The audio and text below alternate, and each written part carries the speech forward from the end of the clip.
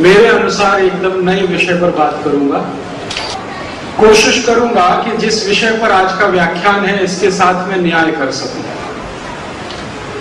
ये इसलिए बोलता हूं कि भारत देश में राम कथा पर, भगवान श्री राम के बारे में बात करने वाले बहुत विद्वान लोग हैं। समय समय पर उनकी राम कथाएं आपने यहां पर सुनी होंगी।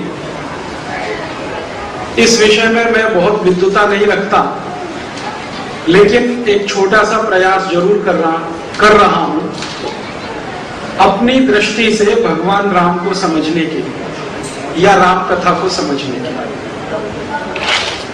और जो दृष्टि से मैं ये राम कथा को समझता हूं या श्री राम के जीवन में से जो कुछ मैं निकाल के देखता हूं, वही आपके साथ संवाद के रूप में रखना चाहता हूं। आप सभी ने समय समय पर अनेक विद्वान वक्ताओं के मुंह से, साधु संतों के मुंह से राम कथा सुनी होगी। इस राम कथा के आधार हमारे देश में ज्यादातर जो हैं वो एक महान कवि गोस्वामी तुलसीदास द्वारा लिखित रामचरितमानस और उतने ही एक महान कवि वाल्मीकि द्वारा लिखित रामायण रहा है। मैं भी बचपन से मेरे परिवार के संस्कारों के कारण वाल्मीकि कृत रामचरितमानस का समय समय पर जब भी मौका मिला है पाठ करता रहा हूं। मेरी मां नियमित रूप से हर दिन सुंदरकांड का पाठ करती है, नियमित रूप से। उनका भोजन करने का समय सुंदरकांड के पाठ के बाद ही होता है। तो बचपन से मैं उनको सुंदरकांड पढ़ते देखता रहा हूं और कानों में वो सुंदरकांड की चौपाइयां भी पढ़ती रही हैं। इसके अलावा हमारे परिवार में बहुत पुरानी परंपरा है कि साल में कम से कम एक बार रामचरितमानस का पाठ किया जाए, बिना रुके। 24 घंटे का वो होता है। हमारे गांव में भी ऐसी परंपरा है, जो मेरा जन्म स्थान है। तो बचपन से रामचरितमानस में जो कुछ गोस्वामी तुलसीदास जी ने लिखा है वो सुनता और पढ़ता आया। थोड़ा प्रयास करके वाल्मीकि रामायण में जो कुछ महाकवि वाल्मीकि ने लिखा है उसको समझने की कोशिश की। उसके अलावा मेरे एक गुरु हैं जिनका नाम है श्री धर्मपाल, बहुत बड़े इतिहासकार हैं और अभी जीवित भी हैं। भारत में कम इतिहासकार ऐसे हैं जिन्होंने प्रामाणिक काम किया है, उनमें से उनकी गिनती होती है। उन्होंने मुझे बार बार कहा कि अगर तुमको रामचरितमानस में इतना रस है या राम को समझना है तो रामचरितमानस है, ठीक है, वाल्मीकि रामायण है, वो भी ठीक है, लेकिन दक्षिण भारत में लिखी गई जो राम कथाएं हैं उनको भी पढ़ो। तो मैंने दक्षिण भारत की सबसे प्रमुख और सबसे मशहूर राम कथा कंब रामायण, उसका भी अभ्यास किया है। यह तमिल में लिखी गई है। इसी तरह से कन्नड़ में एक रामायण लिखी गई है, उसका भी अभ्यास किया है। तेलुगु में एक रामायण है, उसको भी जानने की कोशिश की है। और इसके अलावा आपको सुनकर आश्चर्य होगा, भारत में अलग अलग जातियों की भी रामायणें हैं, जिनको हम भारत की जनजातियां कहते हैं। और एक खराब शब्द कभी कभी उनके लिए इस्तेमाल करते हैं, आदिवासी। हालांकि हम सभी आदिवासी हैं, उनकी भी अपनी रामायण है। और मेरा पिछले 10-12 वर्षों में भारत के कुछ ऐसे जन समूहों से, जनजातियों से संपर्क हुआ है जिनकी अपनी अपनी रामायण है, उनकी अपनी राम कथा है।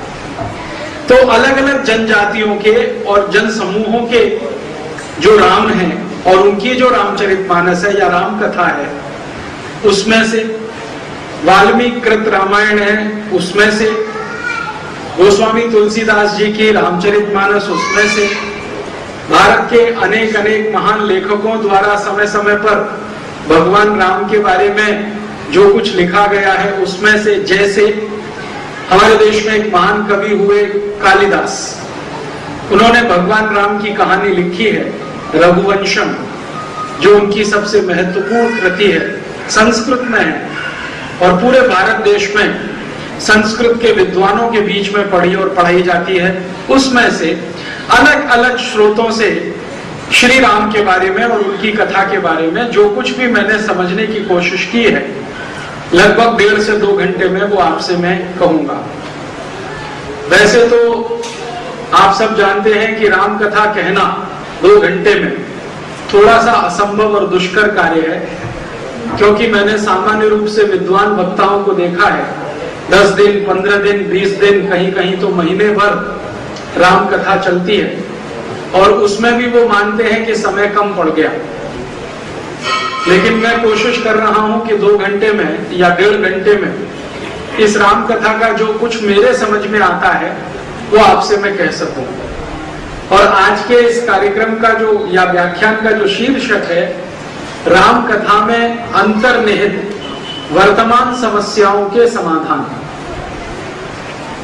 जो महत्व की बात मैं आपसे कहना चाहता हूं कि राम कथा सिर्फ कथा कहने के लिए नहीं, उसमें हमारे देश की और समाज की समस्याओं के समाधान छुपे हुए हैं और उन पर हमारी नजर जाए, उस दृष्टि से मैं कुछ कहने वाला हूं।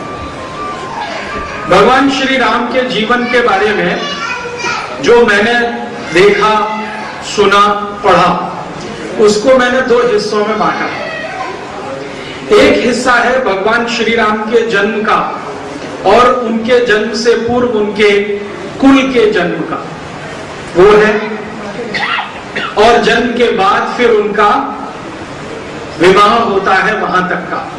तो ये एक हिस्सा भगवान श्री राम का जन्म, जन्म के बाद का विवाह तक का समय और उनके जन्म के पहले उनके कुल का जन्म, ये एक हिस्सा है। और दूसरा हिस्सा है भगवान राम के विवाह के बाद उनके वन गमन का, वनवास का, और वनवास में रहते हुए हम सब जानते हैं 14 वर्ष को बिताने का, और अंत में रावण के साथ युद्ध का, और युद्ध में रावण की पराजय के बाद वापस उनकी राजधानी अयोध्या में लौटने का और फिर राज्य चलाने का। ये 2 हिस्से हैं। मैं आपको पूरी ईमानदारी से मेरे अपनी मन की बात ये कहना चाहता हूं कि भगवान राम का या श्री राम का विवाह से पूर्व का जो जीवन है, उनके जन्म से लेके विवाह तक का जो जीवन है, उसमें मुझे बहुत प्रभावित नहीं कर पाया वो हिस्सा भगवान श्री राम का। मुझे ऐसा लगता है कि जैसे बहुत सारे राजकुमार अपने अपने माता पिताओं के घर में जिस तरह से जन्म लेते हैं और उनका लालन पालन होता है, लगभग कुछ उसी तरह का है। बहुत सारे राजकुमारों के माता पिताओं के मन में अपनी संतानों के प्रति जो मोह होता है, जो आकर्षण होता है, लगभग उसी तरह का है। मुझे जो भगवान श्री राम का या श्री राम का सबसे ज्यादा आकर्षित करने वाला पक्ष है, वो उनके वन गमन से शुरू होता है। और वन गमन से लेकर 14 वर्ष तक लगातार जो वो तपस्या का जीवन जीते हैं, त्याग का जीवन जीते हैं, उसी त्याग और तपस्या के जीवन पर शायद उनको हमने मर्यादा पुरुषोत्तम कहा है। मैंने रामचरितमानस के बहुत विद्वानों से पूछा कि राम को मर्यादा पुरुषोत्तम किस हिसाब और किस आधार पर कहा जाता है, तो उन्होंने कहा कि उन्होंने जो त्याग किया और समाज के लिए जो आदर्श प्रस्तुत किया, उसके आधार पर कहते हैं। इसमें सब एक मत है। तो उन्होंने त्याग तो तभी किया जब अपना राज्य छोड़ा, वो राजा होने की स्थिति में थे, और उनके पिता श्री दशरथ ने तय कर लिया था कि राजगद्दी उन्हीं को सौंपनी है। ये सब कुछ हो गया था, लेकिन एक दुर्घटना ने भगवान श्री राम को वन भेज दिया और श्री दशरथ की तीसरी पत्नी केकई के कहने पर या केकई के आग्रह पर भरत को राजगद्दी सौंपने का श्री दशरथ ने निर्णय लिया। यहां से मुझे लगता है कि उनके मर्यादा पुरुषोत्तम होने की बात समझ में आती है। उसके पहले का जीवन तो राजकुमार का जीवन है, महल का जीवन है, सुख सुविधाओं का जीवन है, उनके अपने सामान्य जीवन के जो राजा महाराजा होते हैं उसी तरह का दिखाई देता है। लेकिन जो उनके जीवन का उत्कर्ष है वो उनके वनगमन से दिखाई देता है। श्री राम जी को वनगमन हुआ है, ये सब कहानी और घटना आप सब जानते हैं। इसमें जो दृष्टि है, जो विश्लेषण है, जो देखने की बात है वो ये कि वो चाहें तो राजा हो सकते हैं, सारी की सारी प्रजा उनके साथ है। कारण क्या है? कारण बहुत सारे हैं। उनमें से एक कारण सबसे बड़ा ये है कि भगवान श्री राम या श्री राम अपने जीवन के उत्तरार्ध में, पूर्वार्ध में सबसे ज्यादा प्रजा के नजदीक हैं। हम सब जानते हैं कि दशरथ उम्र में अधिक हो चुके हैं और वो धीरे धीरे श्री राम को तैयार कर रहे हैं। तो इस तैयार होने के क्रम में रोज का उनका नियम है कि वो ब्रह्म मुहूर्त में उठते हैं, नित्य कर्मों से निवृत्त होकर अपनी प्रजा के बीच में जाते हैं। रामचंद्र जी, उनके पिता नहीं जा पाते, वो स्वयं जाते हैं और जनता के बीच में घूमकर, प्रजा के बीच में घूमकर उनके सुख दुख का हालचाल लेते हैं। ब्रह्म मुहूर्त में निकलते हैं। ब्रह्म मुहूर्त की कल्पना हम सब कर सकते हैं, लगभग सुबह 4 बजे का समय। तो सुबह 4 बजे श्री राम घूम रहे हैं और ये उनका नित्य नियम है। बिना किसी अवकाश के, बिना किसी छुट्टी के, बिना किसी बाधा के हर दिन वो प्रजा के बीच में है। परिणाम क्या है उसका? प्रजा उनको समझती है और वो प्रजा को समझते हैं। प्रजा के जो दुख दर्द हैं, नागरिकों की जो कष्ट हैं, जो समस्याएं हैं, वो सीधे उन्हें समझ पाते हैं और अपने पिता श्री दशरथ के पास लाकर उसके बारे में विचार विमर्श करते हैं। ये एक अच्छी बात है कि राजा ना होते हुए भी श्री दशरथ ने राम को वो सब अधिकार दे रखे हैं जिनके आधार पर वो कोई फैसला ले सके। मान लीजिए प्रजा के बीच में कोई समस्या उनको दिखाई देती है तो दशरथ ने उनको ये अधिकार दिए हैं कि वो चाहें तो उस समस्या के समाधान के लिए महामंत्री को बुला सकते हैं, मंत्रियों को बुला सकते हैं, सैनिकों को बुला सकते हैं, सेना अध्यक्ष को बुला सकते हैं। ये सारे अधिकार उनके पास हैं। बस इतना ही है कि नाम दशरथ का चलता है, काम श्री राम खुद ही करते हैं। और ये सिलसिला उनकी उम्र के लगभग 12-13 वर्ष से शुरू हो जाता है। जब वो उम्र में 12-13 वर्ष के हैं तो प्रजा के बीच में घूमना, रोज सुबह ब्रह्म मुहूर्त में उठना और उनके दुख दर्दों को सुनना, जरूरत पड़े तो तत्काल समाधान करना, अगर वो समाधान संभव नहीं है तो राजा के दरबार तक वो जानकारी पहुंचाना, फिर मंत्रिमंडल की बैठक बुलाना और उसमें फैसले करना। ऐसे कई फैसले उन्होंने अपने जीवन के पूर्वार्ध में लिए हैं। उन फैसलों ने श्री राम को बहुत ज्यादा लोगों में लोकप्रिय बनाया। लोग उनको बहुत पसंद करते हैं, लोग उनको बहुत चाहते हैं, बहुत प्रेम करते हैं। इसके विपरीत श्री दशरथ ने केकई के कहने पर गद्दी जिनको सौंपी, भरत के बारे में प्रजा के मन में कोई संपर्क नहीं है, कोई परिचय नहीं है और ना कोई प्रेम की अनुभूति है, ना कोई लागणी है। कारण क्या है? भरत का जीवन पूर्वार्ध का पूरा अपने नाना के घर में बीता है, ननिहाल में बीता है। इसलिए भरत का अयोध्या के नागरिकों से, उनके साथ 2-4 दिन रहते वापस ननिहाल में चले जाते हैं। केकई का बहुत जबरदस्त आग्रह है कि भरत का लालन पालन ननिहाल में ही हो। हम सब जानते हैं ये कहानी कि केकई ने एक समय दशरथ से ये वचन ले लिया कि जब राजगद्दी सौंपने की बात आएगी तो मेरा बेटा ही राजा बनेगा। और भरत ने श्री दशरथ ने किसी भावावेश में किसी क्षण आकर केकई को बोल दिया कि हाँ ये ठीक है। आप जानते हैं केकई राजा दशरथ की तीसरी पत्नी है। तो और राजा दशरथ का थोड़ा अनुराग उनके प्रति ज्यादा है, ये स्वयं दशरथ बार बार स्वीकार करते हैं। कौशल्या और सुमित्रा की तुलना में कैकेयी के प्रति दशरथ के मन में बहुत अनुराग है। शायद उसी अनुराग का फायदा उठाकर कैकेयी श्री दशरथ से वचन ले लेती है कि जब भी समय आएगा मेरा पुत्र ही राजगद्दी का मालिक होगा। और दशरथ किसी भावावेश में आकर ये वचन दे देते हैं।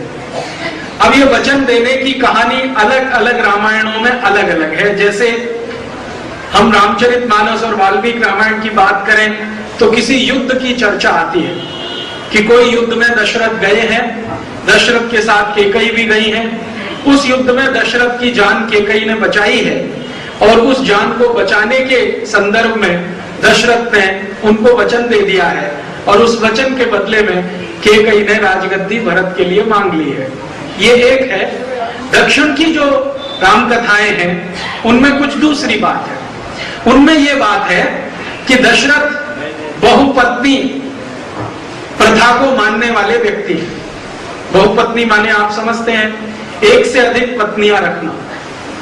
दक्षिण की रामायण में कंब रामायण जिसकी हम बात करते हैं उसमें और कन्नड़ की तेलुगु की जो राम कथाएं हैं उनमें जो दूसरी कहानी है वो ये कि दशरथ बहुपत्नी प्रथा के समर्थक हैं, माने एक से अधिक पत्नियां रखना उसके समर्थक हैं।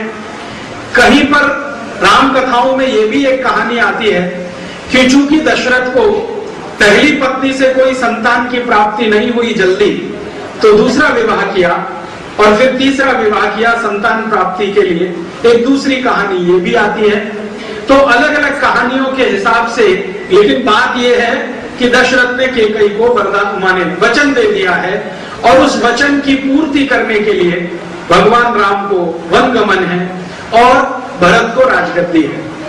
भरत जिसको प्रजा नहीं चाहती वो राजा बन रहे हैं और राम जिनको प्रजा प्रेम करती है, अपने सामने देखना चाहती है, उनकी बुद्धि की कायल है, उनके फैसलों के बारे में चर्चा करती है, वो राम राजमहल छोड़कर वन गमन कर रहे हैं।